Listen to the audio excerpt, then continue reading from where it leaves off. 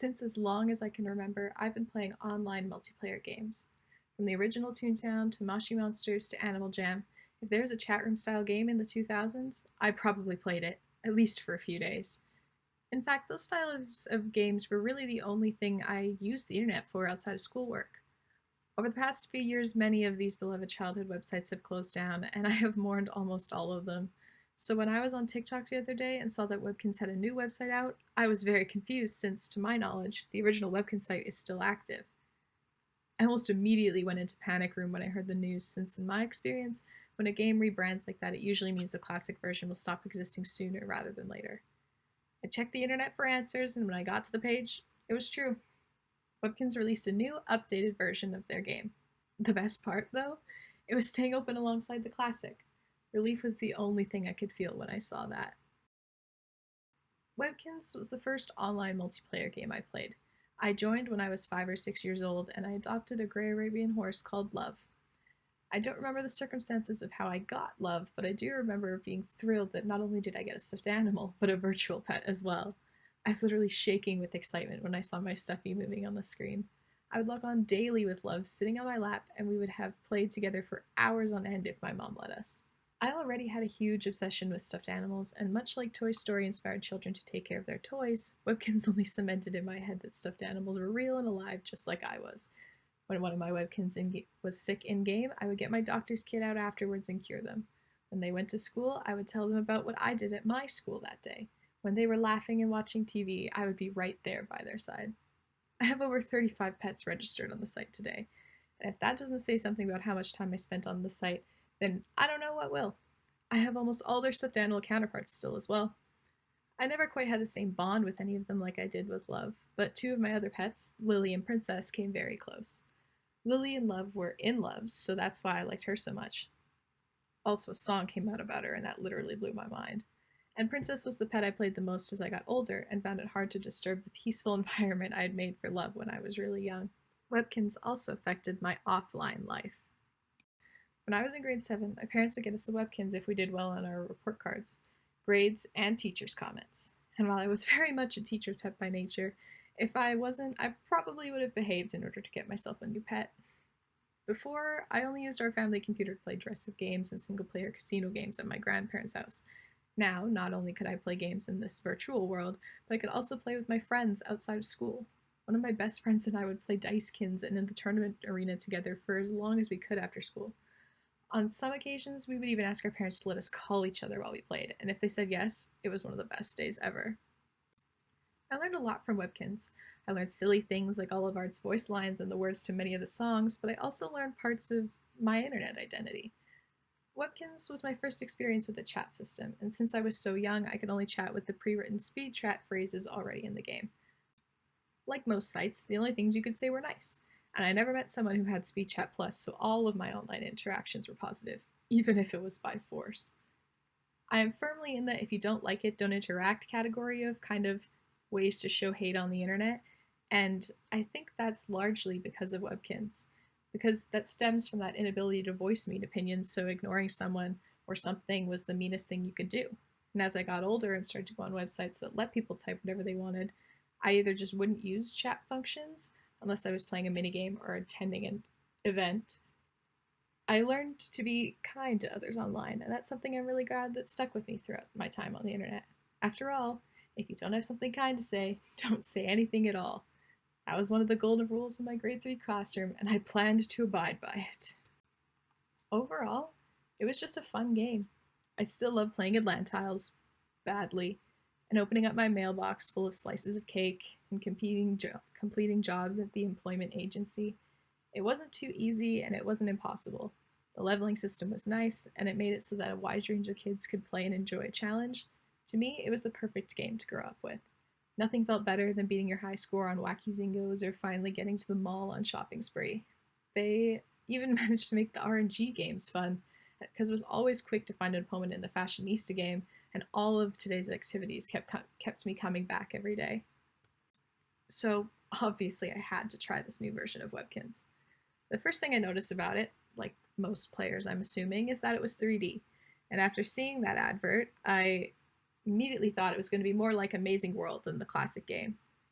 Amazing World, you know, the spin-off game of Maze and Hamsters. Anyway, I was excited. Amazing World was actually really fun game, and if it was anything like it, I knew I would enjoy it. When you start up the game, you're brought to the adoption center. Only Miss Birdie isn't there. It's another lady called Miss Biscuits. And I guess that was kind of to show that this really was a new Webkinz game. The voice lines and the voice acting just seemed a lot sweeter and a lot kind of more kiddie, and it really did help make it feel like a kid's game. I adopted a husky with heterochromia named Ainsley and was placed into Webkinz World, or Sunny Sunstar World. I'm not really sure.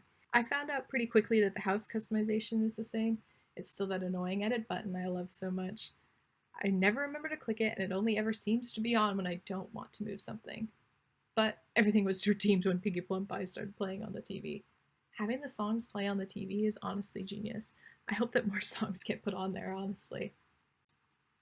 This game is still very new, so it is definitely far from being done. I read a blog post that said they were looking to bring in the curio shop and gem hunt to the game, as well as a lot more elements. So the game I'm playing now is going to be a very bare bones version compared to something that we might see in a couple more years. That being said, I think it's a little too bare bones for anyone to really play right now. Out of the 6 places you can go, 4 of them are purely hangout spaces, or at least I couldn't find any ways to really interact with them. Really, one of the only things you can do is go to the arcade. The arcade has a mix of some old and new games in it. Recognize the games like Smoothie Moves, Tower Tiles, Home After Dark, and Lily Pads. Although I really only ever played Smoothie Moves and Lily Pads on the original games, so those were the 2 that I played the most. One was exactly the same as the classic, and one was completely different. Smoothie Moves was the exact same. The cat in the middle was still even 2D, and while I'll take any excuse to play that game, I just didn't really see a point for me to log on to the new version if there's nothing different when it's compared to the classic. Lily Pads, however, was completely changed. I hate lily pads in the classics game. It was too hard as a kid, it's too hard now, and I was never good at it. Look at my score. It's dreadful. This new frog, I'm not sure if it's cute or creepy, is so much easier to control, and there's something so seemingly small as changing the camera angle makes it so much better. The game has new controls, and it isn't really even the same gameplay, but it's still lily pads. It still looks and feels like the original. It's just better. All of the new games looked kind of unoriginal and honestly a little boring. They just seem like your typical free mobile games. I did play the Dogbeard one, and it was probably the most underwhelming addition to the Dogbeard kind of canon. Going from playing a version of Battleships to this was a little underwhelming. Also, why is he in space? He's a pirate, not an astronaut. I realized that I'm not really in the demographic for games like Webkinz anymore, so the content in these games isn't going to appeal to me like they did when I was a kid, and I can definitely feel the Webkinz vibe from this new game.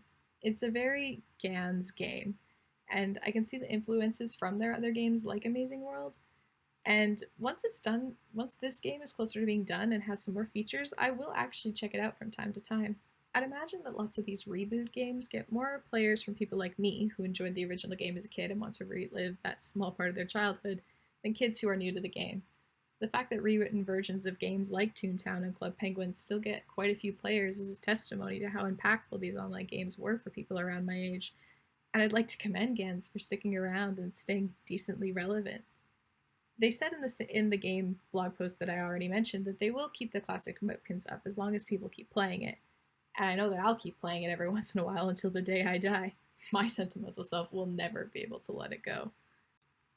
Hopefully there are others like me and we can space out our visits so that there's always enough players to keep one of the biggest parts of my childhood on the internet.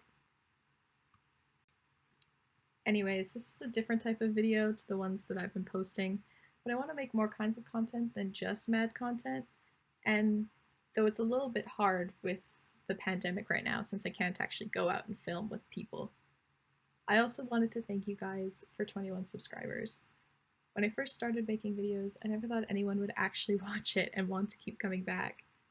I especially want to thank Dimmer Switch Disco and Silent Souls for shouting out my channel. It means so much to me that such amazing and inspirational people in the Maladaptive Daydreaming community not only found my content, but liked it enough to share it with others.